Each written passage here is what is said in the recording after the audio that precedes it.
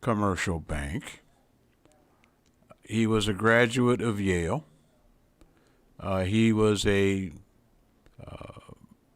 person who had majored in history. And I asked him a question. I said, how long do you think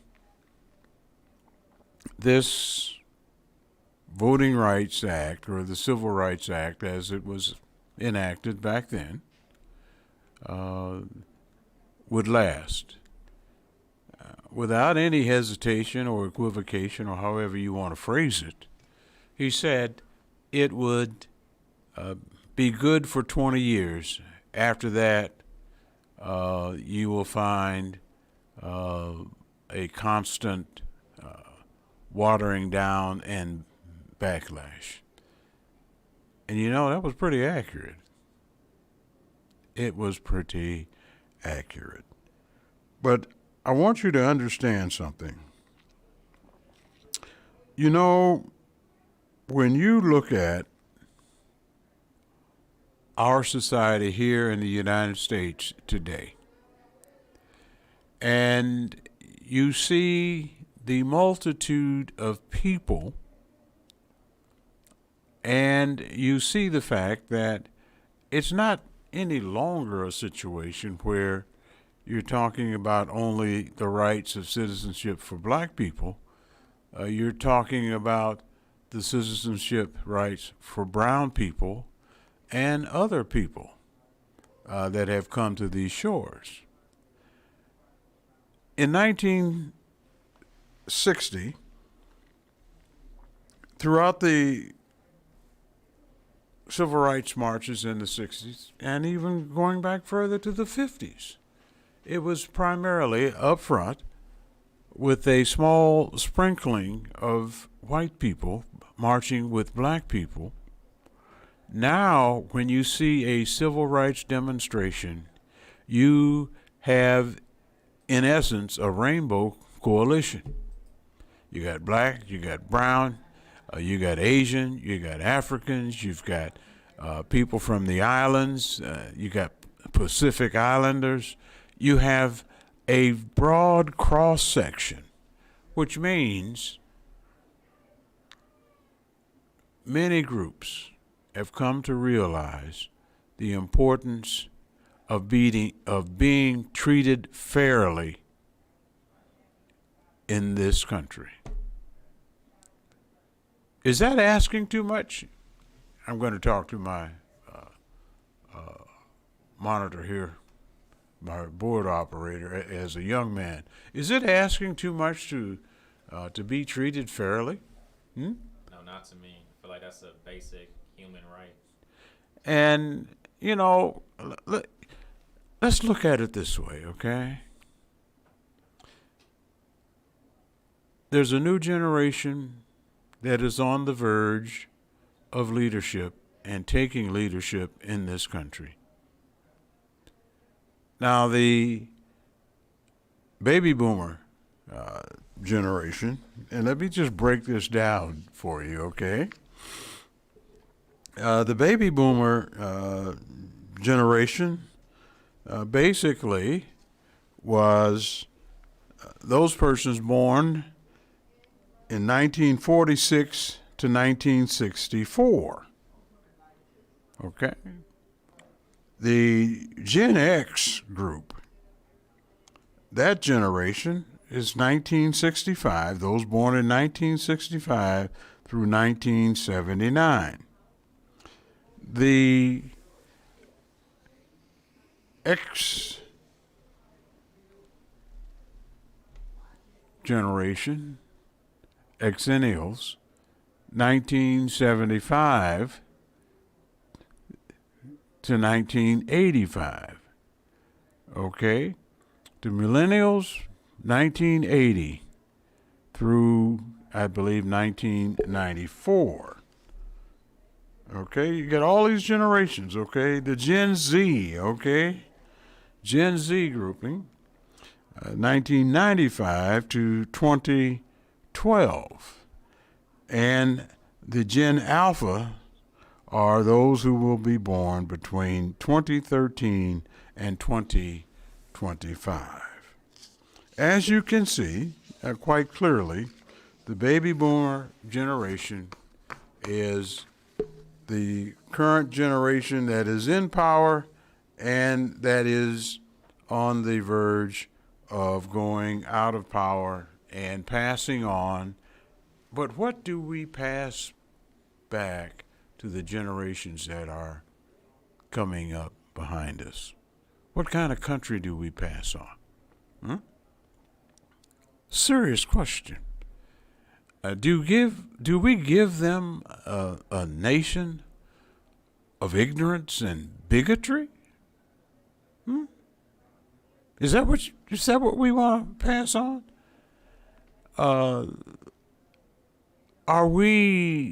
Have we fallen so far down? Do we give them a country whereby they are brought to have to deal with a situation where it's better to take medical advice from politicians? Huh? You know, a lot of politicians have JDs, okay, Juris Doctors. A lot of them are lawyers. A lot of them ain't, well, never mind. I'm not going to get into that, okay? A lot of them don't have too much to offer. Let me just put it to you truthfully, okay? I don't want to lie to you. You know, we've got a wide range of people who want leadership and want to be in positions of power, but whether or not they're prepared for it or qualified for it, that's a whole different question, okay? But look at it this way. And let me ask you this question. Do you take medical advice from a politician? I don't. I have very good doctors. And yet, I will be the first to point out to you, they all have medical degrees and certifications. Well, you know, it's great to have a law degree, but if you're going to try to give me a prescription, you can forget it, buddy, okay? All right. Let's be nice, right? We got a problem in this country because there are those who, and there have always been people, who wanted to have power in their particular group of individuals. In other words, there was a time in this country that if, in fact, you were white and owned property, you could vote. I'll say it again. You had to be white and you had to own property in order to vote. Simple, right? Well, some say, well, what's wrong with that? You know, the property owners, they pay taxes, so they should have the right to say how the tax money is spent. Well, that's a rationale. Then again, you had to be white, right? And you had to own property, right? And you had to be a male, okay, a white male. All right. It took over a century for women to get the right to vote. And even now today, we have some people who are trying to, how would you say, use shades of gray to say that women were given the right to vote. Well, that's a bald-faced lie. They weren't given anything. They got out, they worked hard, they demonstrated, and they did all and some of the same things that are going on now concerning the right to vote. Women did the same thing in the early 1900s in order to secure the right to vote. And yet at the same time, the black women who participated in the women's suffrage movement were relegated to a back seat and not allowed to march in that march in Washington, D.C. Now, that's a fact, okay? If you want to disagree with me, hey, that's your right. You can disagree with me, but go look it up, okay? I'm just telling you like it is. Go look it up. We had a situation, and sometimes a national emergency has forced social changes to take place in the United States of America. You might ask, well, what are you talking about? Well, you know, it didn't happen so much in World War I.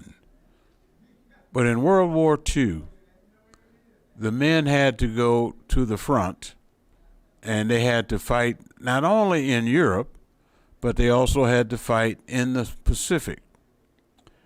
And women had to take the jobs in the factories, make the goods and the war materials, the tanks, the planes, you name it, okay?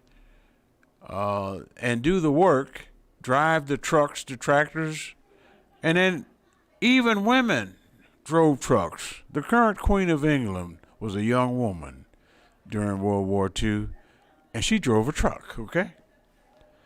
So what happened after the war was over and the men came back, how are you going to convince a woman to take a position of servitude that she can't do this, or she doesn't know how, or can't be trained to do this type of work, when they did it and outproduced all the other nations of the world in tanks, planes, bullets, and everything else? Okay?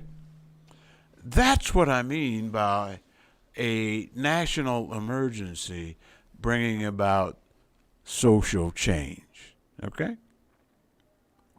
Now, that being said, we still have to come to the fact and recognize the fact that women can do any darn thing that us guys can do. They can do anything we can do. Today we have what? Women at the helm, at the top position, CEO and president of major corporations in America. Okay? Now, what do we do in the future? I'm going to suggest that we will be a stronger and more powerful nation if we can just get rid of racism and bigotry. Some say, well, you know, that's the same thing. Well, okay. I'm not going to argue with you. But if we can get rid of that, do you realize that there is absolutely nothing we cannot achieve as a country? I know now that a lot of us Americans are anxious or sitting on the edge of our chairs watching the television sets with the evacuation that is going on in Afghanistan. And rightly so. But I want to point out something to you, okay? At no time in history has there been any such thing in any military conflict as a nice, clean, orderly evacuation of people.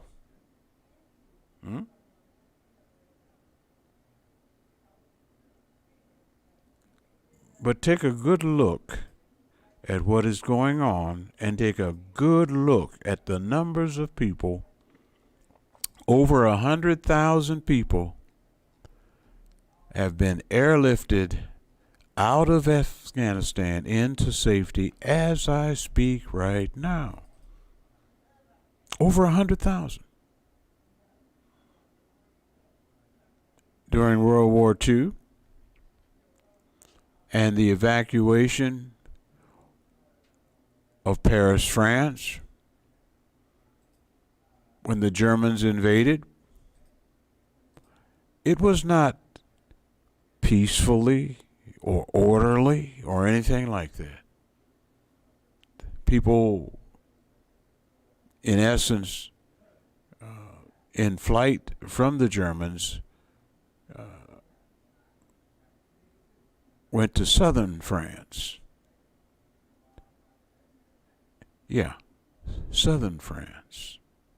But it wasn't nice, peaceful, and orderly, okay? And many a person lost their life walking to southern France.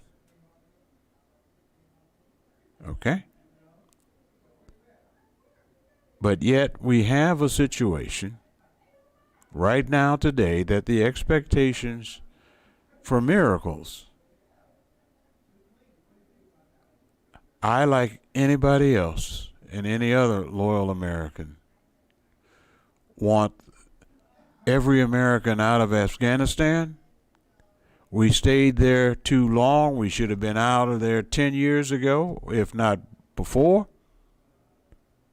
Our stated goal was to go over there and to get bin Laden for his attack on the World Trade Center and the deaths of a couple thousand, I guess 2,500, almost 3,000 Americans. But let me point out something to you, okay, about the American Armed Forces and American presidents. You mess with us, you kill us, we gonna get you. No ifs, ands, buts, and maybes, okay? We are going to hunt you down. Okay? We got several SEAL Team 6s. We've got special forces. You mess with us, we gonna mess with you. That's just the bottom line. And almost every American president has followed that rule. Okay? Even when the United States was not a world power. You got to understand that the United States of America started out at the bottom of the table of nations. Yeah. In the 1780s, the United States of America was the last of the nations of the world. And yes, you had intellectuals like Alexis de Tocqueville from France and other nations predict that one day the United States of America will be the greatest and the most powerful nation on the face of the earth. I don't know whether they were looking through a crystal ball or not, but it did come to pass, okay? In a very, very short period of time, it came to pass. Understand one thing. Right now, today, there are those in the country who fear the multicultural nature of the American population. They see that minority numbers, black and brown, are outpacing, and if things continue the way they are, minorities will be the numerical majority in this country within a few years. That's what they're afraid of. And what are they afraid of? They're afraid that once they assume that position of power, that they would turn around and impose the same evil and injustices upon white people that white people have imposed upon them. And I'll be first among all those and among many who will tell you, no, that will not happen. We are not that type of people. Okay? All we want is citizenship, liberty, and justice for all. Everybody should be treated fairly. No one should be discriminated against because of their race, their creed, or their color. Bottom line. What are we doing to ourselves right now? Right now, there is a generation of young people who are, in fact, powerless and cannot help themselves. I'm talking about young children. I'm talking about children in the cradle. Okay? Pre-kindergarten, kindergarten, youngsters in the early primary grades, first, second, third graders. I'm talking about babies, kids. Their future, their lives are being put in jeopardy by idiotic political leaders who feel that they have to pander to the wishes of a bumbling idiot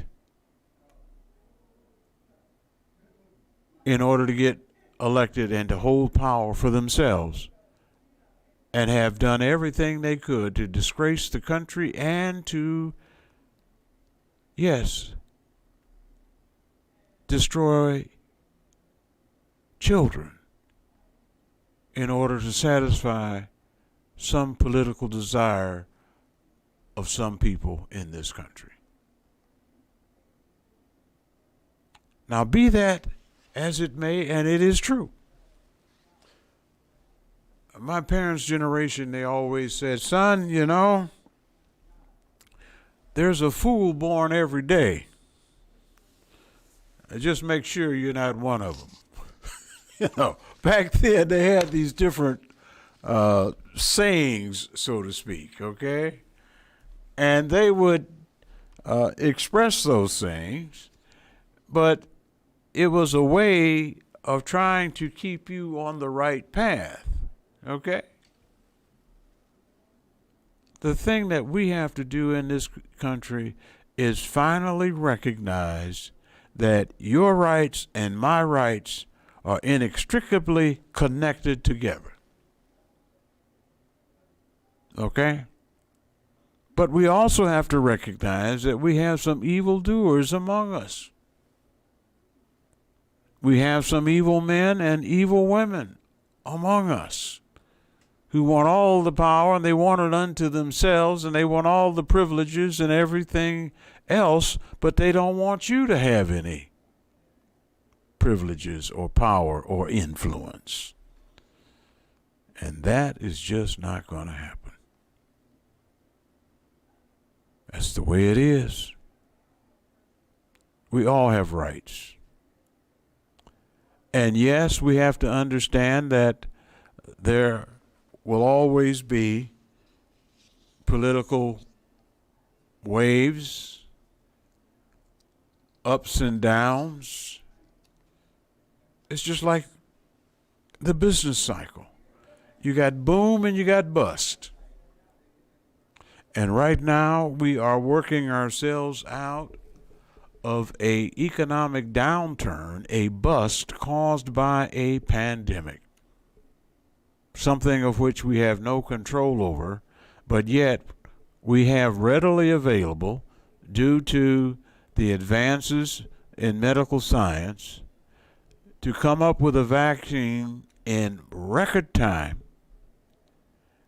to deal with a situation, and we've got millions of people who have refused to take that vaccine, and not always now without justification. I was a young student in the 1970s when, well, I was younger than I am now. Okay, I mean, I was in my 20s, but okay, I was younger. Okay,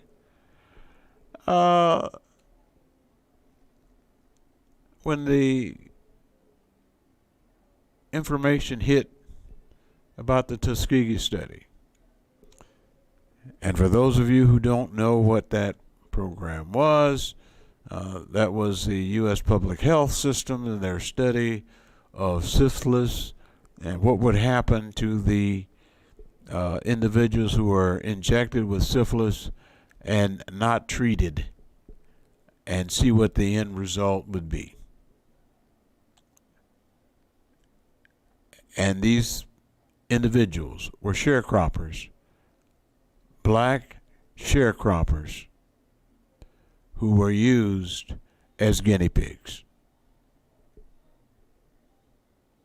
So therefore, I can understand some reluctance. But I took the Pfizer 2-shot thing, the same shot that was given to the President of the United States. Now, you know darn well they're not going to give him anything bad, right? Okay, so I took that. And yes, I'm an old man now, and I don't deny that fact, that I have certain medical weaknesses, and therefore did the wise thing. I listened to my doctor. I didn't listen to my politician. Okay. You got to get it straight. You got to understand who, what, when, where, and how, and you listen to the people who have the expertise and not those who are going to give you a line of BS, okay?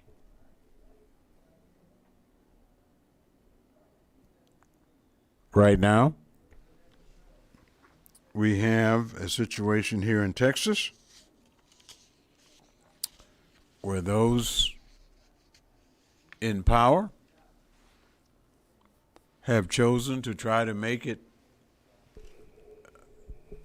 difficult, more difficult, not impossible, but more difficult for black and brown people to vote. I would point out that their success will be temporary. They will fail because what's going to happen, it's a human thing. You cannot suppress people without them overturning your suppression. It's just a matter of time. The best thing to do would be to adopt policies that are all inclusive rather than those policies that try to exclude others. Okay?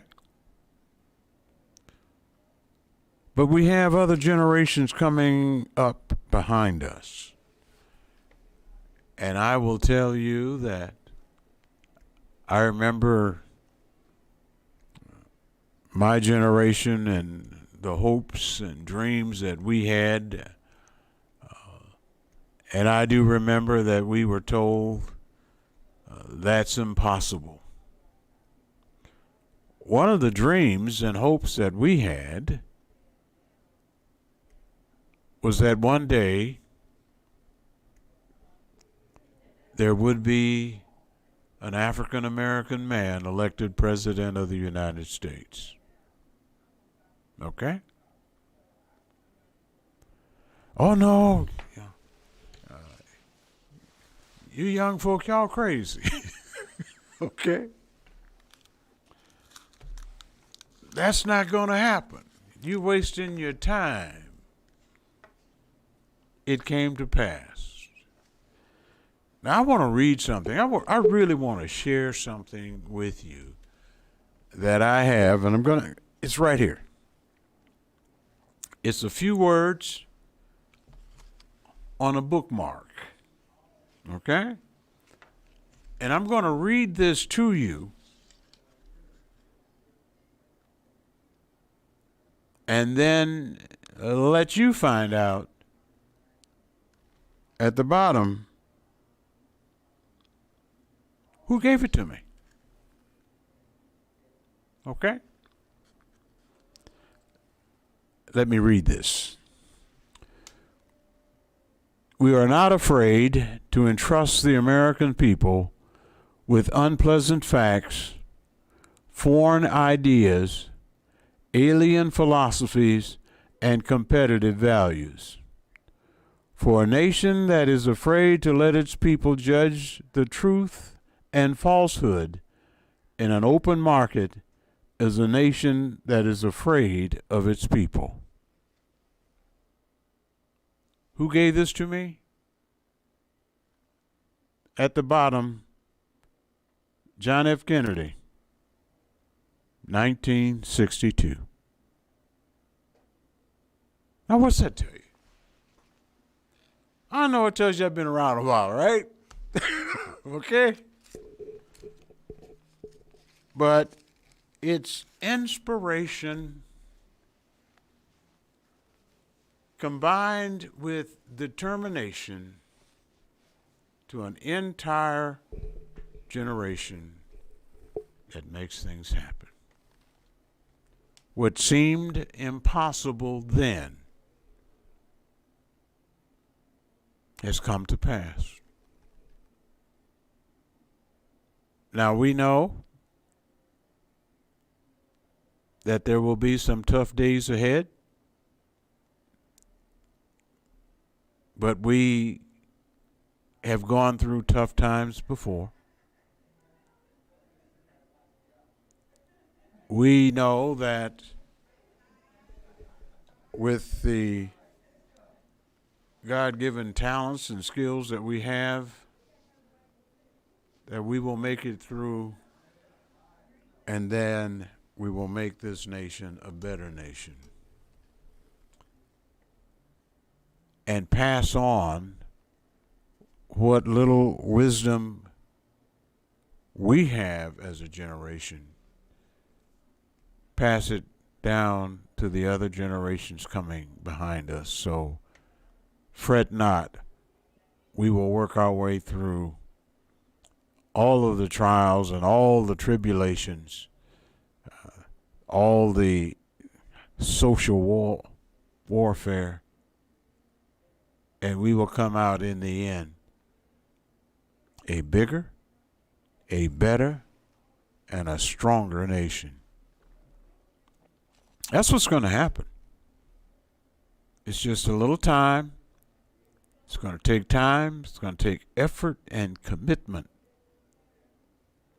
But you see, what we have to do is, I have to protect your rights so that you can protect my rights. Because, as I stated last week, the Roman Republic lasted 480 years before the autocrats were able to take over. The Roman Republic lasted 480 years. And I can't tell you that they didn't have big arguments and disagreements in that 480-year period. You know they did. But they were able to work out those situations because being a republic, being a democracy, it is not easy. Okay? It's not easy. Someone disagreeing with you, even calling you names, even looking down their nose at you, or whatever that situation might be.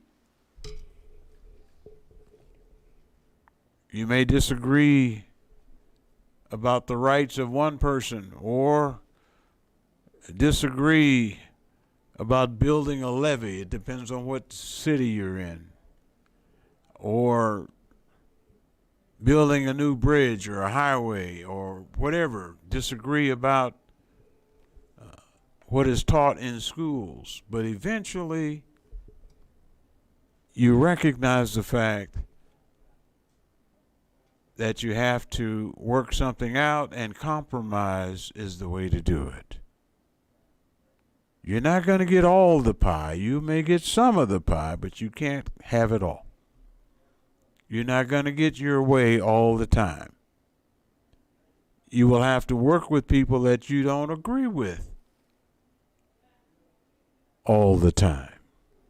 But yet, I'm going to tell you something, okay? If you ever get elected to public office, and you really want to stay there, work for the best interests of the people, and you will be there a long time.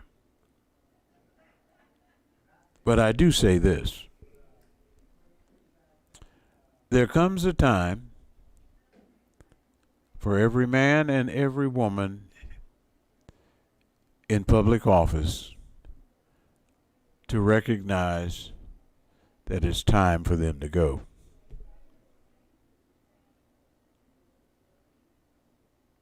Need I repeat that? You're not going to hold an office forever. Do the best you can for the people that you have pledged to serve. And you can leave and be happy that you did your part. You did serve the people, not just a few, but all the people. And you can leave with a smile on your face and go off into a nice retirement. Well, our time has ended today, and I look forward to talking with you again next week. There will be a special announcement next week. And until then, feel free to call us anytime and submit issues that you want us have discussed. Thank you. God bless you all. He's going to play us out now. This is Dr. Lewis.